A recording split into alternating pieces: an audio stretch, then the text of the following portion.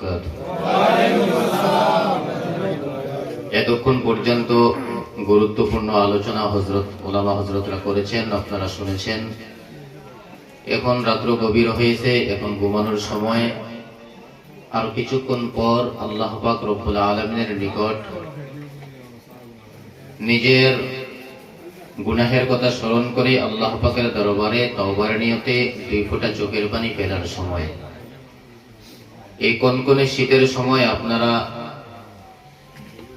যারা বসে রয়েছেন মহব্বত নিয়ে, দ্বীন ইসলামের মহব্বতে, কোরআনের মহব্বতে, আল্লাহ পাকের মহব্বতে, নবীজির মহব্বতে, আল্লাহ যেন আপনাদেরকে কবুল করে। আমি গুনাহগার দোয়া করব, কারণ আমি গুনাহগারের দোয়া এই মজলিসে আল্লাহর দরবারে কবুল না হলেও এই মজলিসে এমন এমন বান্দারা আছে যাকে আল্লাহ মহব্বত করেন, ভালোবাসেন।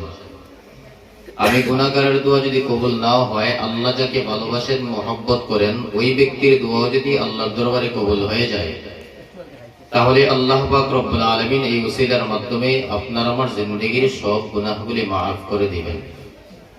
সুবহানাল্লাহ বলবেন না? এই মহব্বত নিয়ে আখেরি মুনাজাত পর্যন্ত কারা কারা জান্নাতের বাগানে বসতে পারবেন একটু হাত দেখতে চাই। আল্লাহ কবুল করুক, সকলে বলেন আমিন।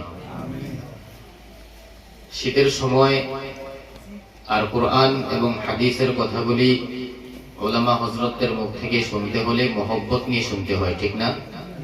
মহব্বত কাছ থেকে হয় না দূর থেকে হয়? কাছ থেকে হয়।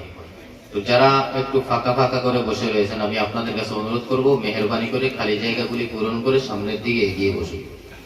এতে আমারও কথা বলতে সুবিধা হবে, আপনাদেরও শুনতে ভালো লাগবে। প্যান্ডেল তো অনেক বড়, কিন্তু মানুষ তো নেই।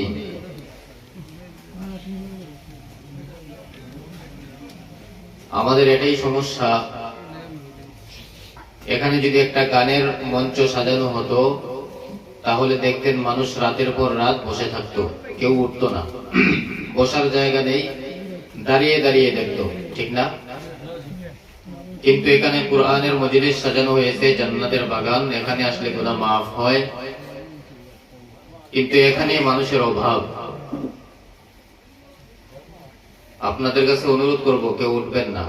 যদি আলোচনার মাঝখানে উঠা বসা করেন, তাহলে কিন্তু আলোচনা করা যাবে না। আমি দীর্ঘ সময় আলোচনা করব না, ইনশাআল্লাহ আজিজ। সংক্ষিপ্ত মুখতাসর আলোচনা করে শেষ করে দিব। আল্লাহ পাক রব্বুল আলামিন আমাদের সকলকে শোনার এবং ইখলাসের সাথে হেদায়েতের নিয়তে আমল করার তৌফিক দান করে, সকলে বলেন আমিন।